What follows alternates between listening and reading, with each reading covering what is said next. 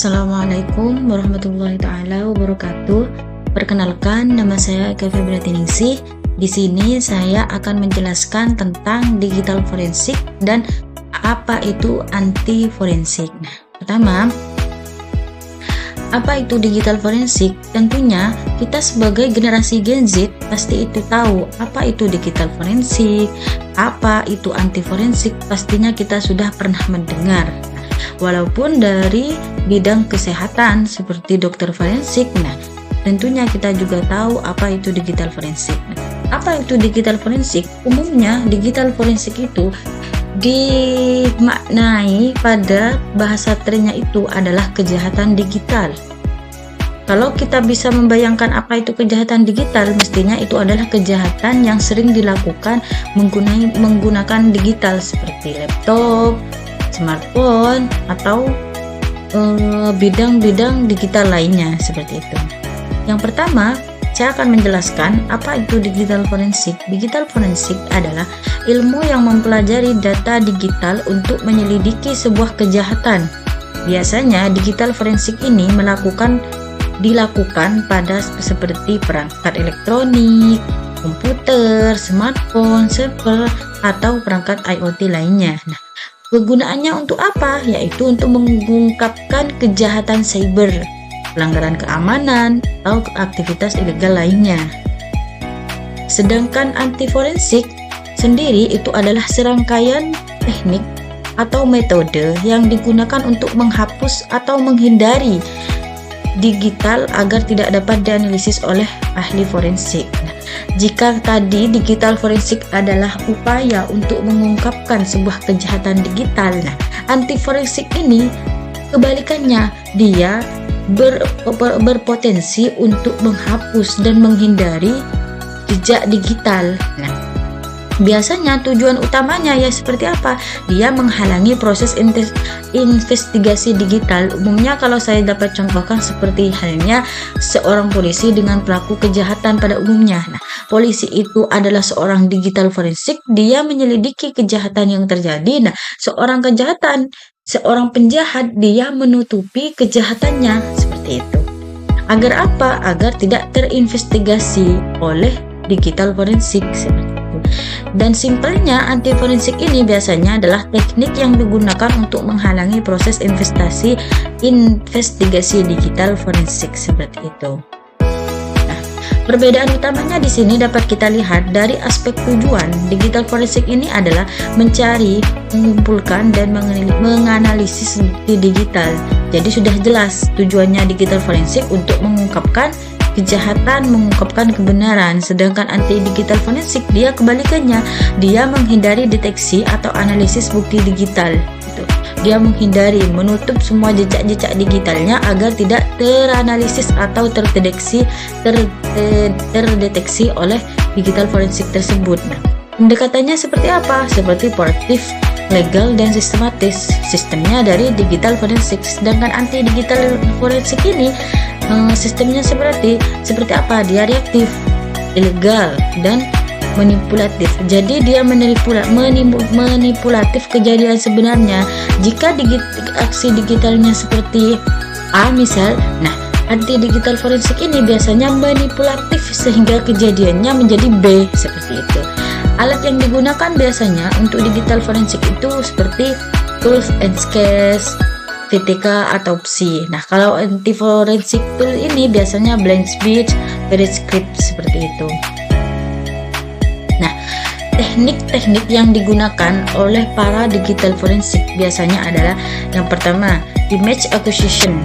Image acquisition ini adalah membuat salinan bit demi bit dari media penyimpanan tanpa merusak data aslinya. Jadi digital forensik ini dia menyalin bukti dari media penyimpanan sang pelaku, nah tanpa merusak data aslinya seperti itu. Atau media penyimpanan seperti CCTV atau media-media lainnya seperti itu. Umum lah seperti itu. Yang kedua, data recovery. Misal memulihkan data yang dihapus menggunakan software forensik. Nah, biasanya pelaku itu menghapus data-data bukti kejahatannya. Nah, gunanya digital forensik atau gunanya Teknik digital forensik ini yaitu mengembalikan data tersebut sebisa mungkin untuk mengungkapkan sebuah kebenarannya, seperti itu.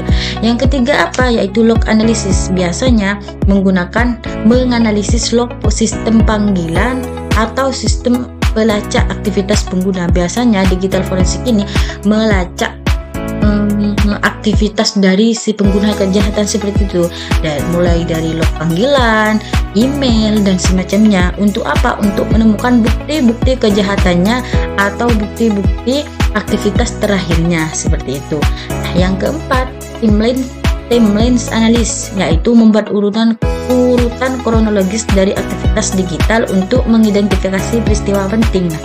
Digital forensik ini membuat urutan kronologisnya mulai dari pertama melakukan kejahatan dan proses-prosesnya seperti apa itu.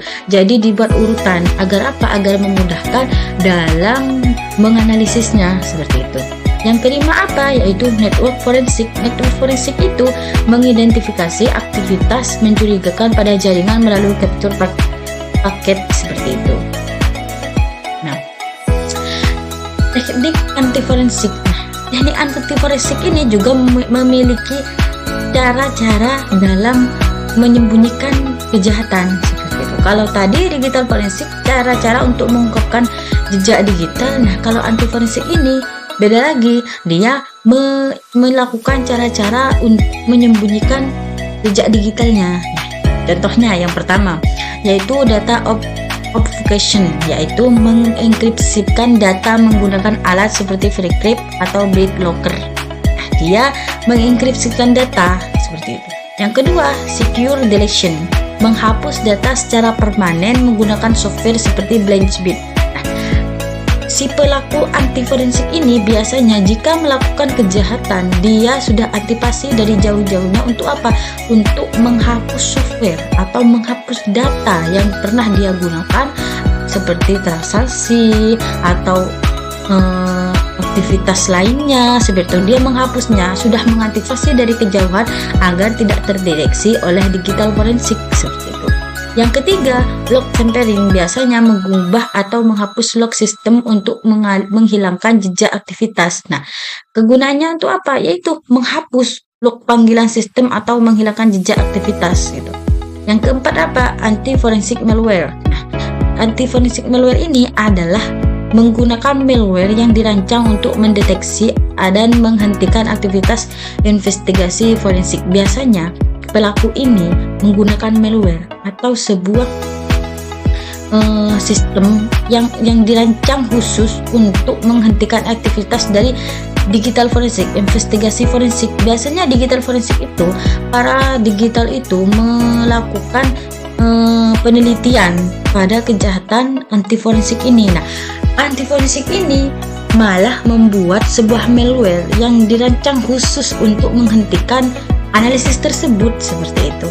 Ya, kelima adalah yang sering terjadi dan pastinya kita sudah tahu, yaitu steganografi.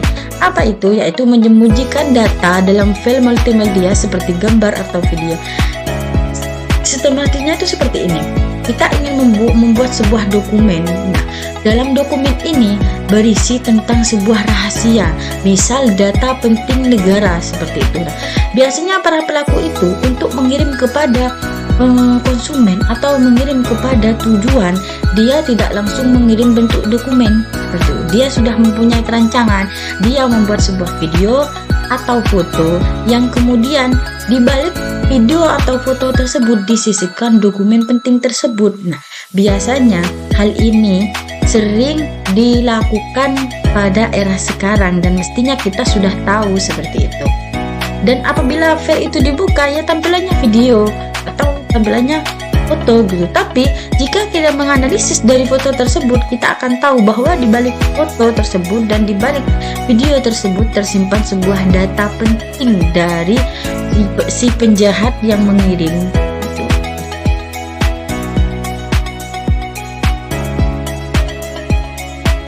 Nah, pada Desember 2024 ditemukan 3 anggota keluarga inisial AF, seorang ayah mungkin 31, yang umur 3 dan YL seorang ibu berumur 30 dan anak mereka yang berinisial AA umur 5 tahun meninggal dunia di kediaman mereka di Cirendung, Ciputat Timur, Tangerang Selatan. Polisi mencurigai bahwa AF, kepala keluarga, membunuh istri dan anaknya sebelum mengakhiri hidupnya sendiri. Nah, di sini apa yang dilakukan oleh digital forensik? Tentunya kita kembali kepada teknik yang pertama. Di sini biasanya digital forensik ini mencari image acquisition yang pertama. Setelah itu dia menganalisis. Nah, setelah menganalisis, dia melakukan timeline analisis, membuat urutan kronologisnya. Nah, baru setelah itu dia mengidentifikasi aktivitas mencurigakan pada jaringan melalui apa? Capture paket, seperti dia menganalisis dari si inisial A dan menganalisis dari inisial A ini diidentifikasi mulai dari log panggilannya atau sosmednya atau emailnya. Nah, dia dianalisis sehingga digital forensik itu mempunyai kesimpulan dan bisa menentukan apakah si AF ini dengan sengaja membunuh istri dan anaknya atau ada hal yang lain yang mengakibatkan si AF ini membunuh istri dan anaknya, seperti itu. Nah, yang kedua, studi kasus anti forensik. Nah, pada tahun 2024, sebuah kasus kejahatan cyber di Indonesia melibatkan penggunaan teknik anti forensik untuk menghindari deteksi oleh aparat penegak hukum. Pelaku menggunakan metode data hiding dengan menyembunyikan data atau informasi dalam sistem komputer. Nah, salah satunya melalui steganografi. Nah, teknik ini menggunakan pelaku menyisipkan informasi digital ke dalam berbagai jenis file, termasuk gambar, audio, video, atau file executable sehingga data tersebutnya tidak mudah terdeteksi. Nah, jadi di sini sudah jelas ya studi kasusnya. Seorang pelaku anti forensik ini menggunakan atau menyimpan data-datanya di balik sebuah file, audio, atau gambar agar tidak terdeteksi seperti itu. Nah, kesimpulannya, digital forensik adalah metode investigasi untuk mengungkap bukti dalam kasus kejahatan cyber. Cyber itu apa? Amanan ya.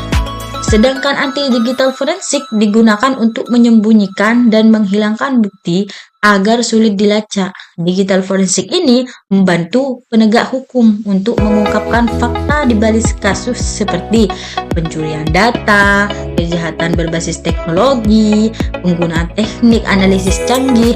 Nah, sedangkan di sisi lain, pelaku kejahatan ini memanfaatkan teknik forensik seperti apa? Steganografi yang sering kita dengar dan sering terjadi. Dan yang kedua, yaitu menghapus data permanen. Ketiga, menghindari deteksi. Nah, meski mendapati tantangan dari metode forensik yang semakin canggih, tentunya kolaborasi antara ahli teknologi dan penegak hukum akan terus berkembang untuk menjaga keamanan digital dan memastikan bukti tetap dapat dianalisis secara efektif. Seperti itu. Jadi sudah jelas ya, dalam hal ini, dalam konteks ini, digital forensik itu adalah upaya untuk kita menegakkan jejak digital sebuah kejahatan. Nah, yang sering terjadi itu pada cyber keamanan seperti data, seperti terbobolnya privasi dan semacamnya. Jadi hal yang perlu kita lakukan untuk menganalisis dari ini, untuk menjaga-jaga, yaitu agar kita selalu menjaga privasi kita dari media sosial misalnya, seperti itu. Intinya kita harus menjaga sendiri dengan tidak mengupgrade